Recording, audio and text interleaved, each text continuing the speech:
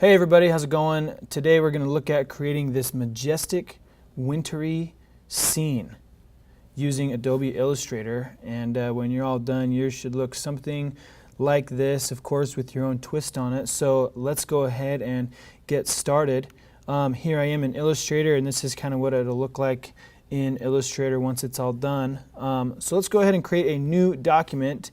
I can go up to File, New, and I'm just going to call this Snowman, and I'm going to use my web profile and just make sure that it is the 960 by 560 default settings, and go ahead and click OK. So the first thing that I'm going to want to do is create the sky, because that's the background-most layer. And to do that, I'm just going to grab my shape tool, my rectangle tool, and I'm going to make sure that my fill is kind of a sky blue color, and I do not want a stroke on that. And then I'm just going to drag a box about there, and that will represent my sky since the mountains are going to be in front of it. Now I'm going to make the mountains using the pen tool. Okay, so I'm going to grab the pen tool. The shortcut on the keyboard is the letter P. And I'm going to start out here in the gray, because when I export the image, it doesn't really matter what's outside of it, because it's only going to export the artboard. And I'm going to start making my mountains. And I only need the mountains to really go down about 2/3 of the way. And I'm going to make the color, at least for what I like, is kind of a purpley color. And next I want to add the snow cap. And to do that, I'm also going to use the pen tool. And I'm going to use this default setting of the black stroke with a white fill. And I'm going to kind of just go along the edge.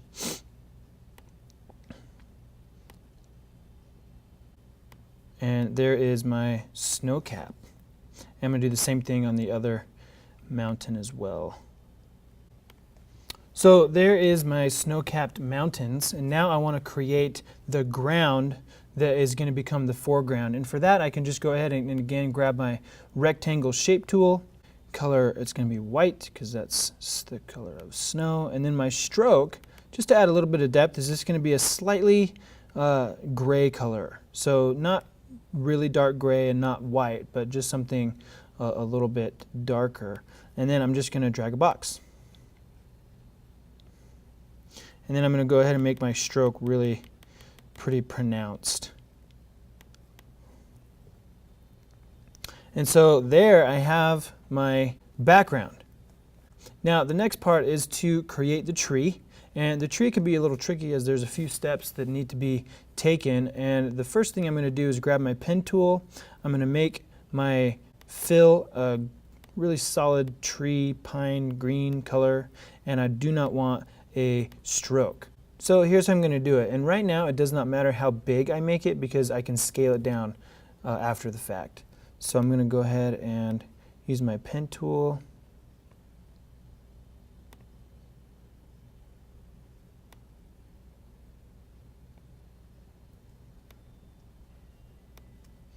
So I have only created one part of the tree, because what I'm going to do is I'm going to copy it by holding down Option, so I get those double arrows, and then clicking and dragging. And then I'm going to flip it by right-clicking, selecting Transform, Reflect, and then make sure it's the vertical. And then I can line those up. And that's starting to look a little bit like a tree. So to merge these two together, because right now it's two different shapes and I just want it to be one, I'm going to select both halves, go to my Pathfinder tool, and select Merge. And now it's one shape. And from here I can copy it and scale it so as to make the tree. And I want to do this probably 5 or 6 times, so you can see how I'm scaling it. And to scale from the center, I hold down Option while I'm doing that. Now, once I've created all my shapes for my tree and I've aligned them as follows, then what I'm able to do is merge them. And this is where we're going to use a really cool tool called the Shape Builder tool. But before I get the Shape Builder tool, I want to make sure that all of the tree is selected. Okay. Now, from here, I can go ahead and grab the Shape Builder tool, and I can just click and drag, kind of drag a line. And you can see how it starts merging the shapes. And you might have to do it a couple of times to get it, but essentially what it's doing is it's combining all the shapes now into one shape. So instead of having multiple pieces of the tree, now it's just one tree. Once I've done that, let's go ahead and create the trunk, which is just a brown rectangle.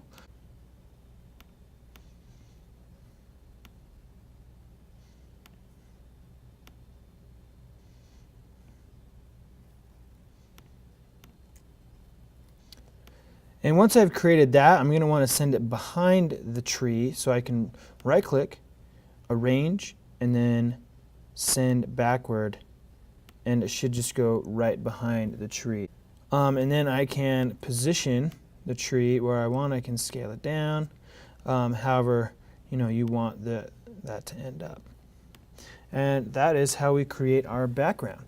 From here, we want to start building our snowman, and so I've created my background on layer 1. I want to create the snowman on layer 2, and so I'm going to click the Add New Layer button, and I'm going to lock my background layer just so I don't accidentally edit anything on that background layer. So in order to create the snowman, I'm going to grab my ellipse tool, and then I want to make sure that I have a white fill and a black stroke. And so all I need to do is click on this default fill and stroke, and that will give it to me. So I'm going to go ahead and create 3 circles. I'm going to hold Shift in order to make it a perfect circle. And I want them to be progressively bigger as they go down. Now, if yours don't line up, like mine aren't perfectly lined up here, I can select all of them. And then I can go up to the top here and click on the horizontal align center, and it lines them up perfectly. Now, since they're all selected, I want to merge them, and so I'm going to use the Shape Builder tool again. Click on the Shape Builder, and then I'm just going to click and I'm going to drag down, and now it combines them all into one shape. So from here I can start dressing up the snowman. Firstly, I'm going to add some buttons. I'm just using the ellipse tool, and I'm going to have a black fill and no stroke. And then I'm just going to create little buttons, and I want to create 3 of them. And again, to get them to be perfectly centered on each other, you select everything and then again choose the horizontal align center, and it lines them up perfectly. From here I can add a scarf.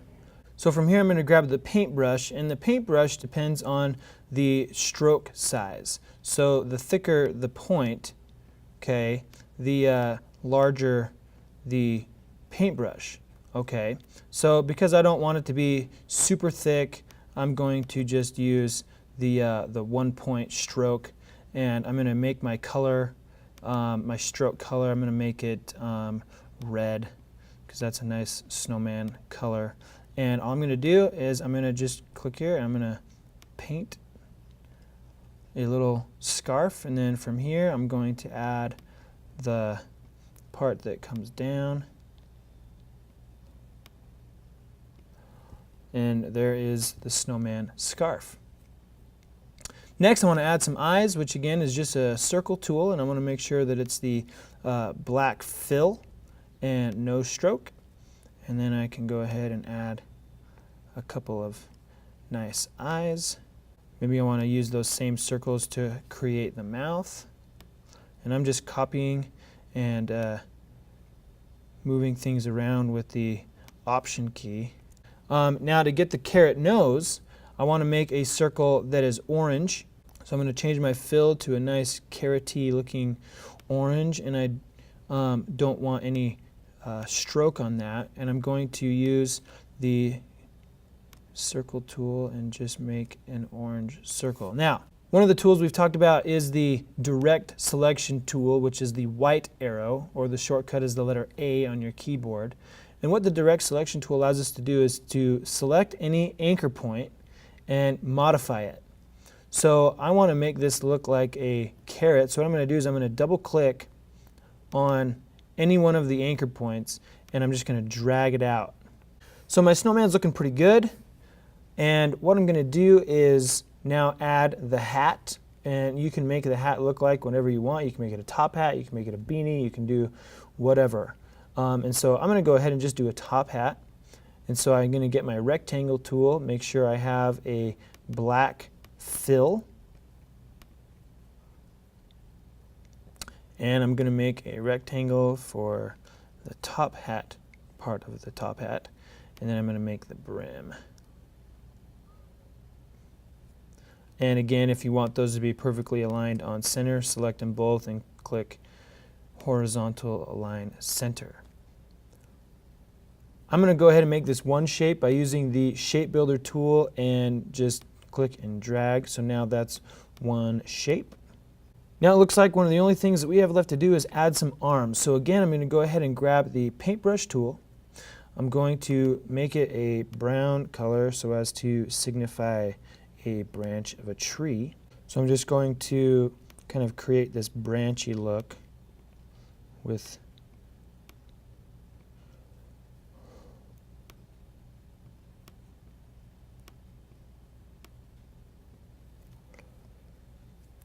now to make them look a little bit more realistic, I'm going to select all the pieces.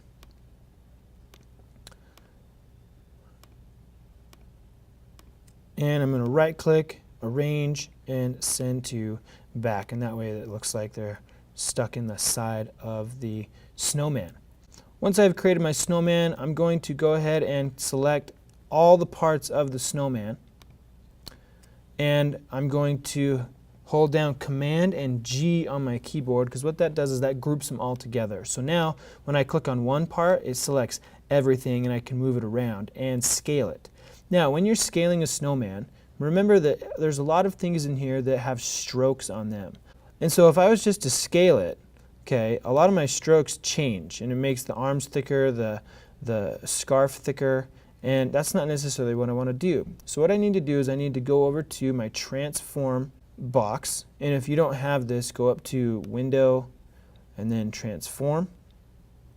But I need to click on this down menu and then select Scale, Stroke, and Effects. So that means is as I scale the snowman, it's going to scale everything as well and keep it within its proportions that we've set. All right, now that I have my two snowmen, I have my background, it's time to add the snowy foreground. And this again uses a brush. So what I'm going to do is I'm going to create a new layer, lock my snowman layer, and then I'm going to grab my brush.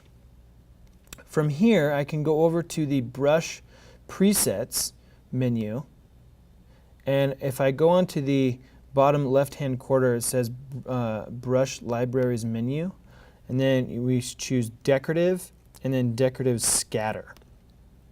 And you can see that it pops up a menu, and you have a bunch of these different brushes that you can use. I'm going to use the one that looks like a snowflake. And if you go back to the Brushes tab and click on the menu, you have this Brush Options. And from here, you can actually change some of the settings. You can change some of the size, you can change the spacing, because again, this is going to be scattered throughout. And you can change how far it scatters and all that stuff to make it custom. And you probably just want to try out different things. And then from here, all I'm going to do is take my paintbrush, start dragging the brush around, just kind of randomly. And then you can kind of see where you get some of these, you know, random snowflakes. Once you've gotten the snowflakes the way that you want, you now have three layers. You have on top, you have your snowflake layer, then you have your snowman, and then you have the background, which includes the mountains, the tree, the ground, and the sky. And so from here, we can go ahead and export the image to upload to Canvas. To do that, go to File, Export, and then you want to make sure that you have the format set as a JPEG, and then you want to click Use Artboards. And then once you have that, you can go ahead and export it. Leave all the settings the same and click OK.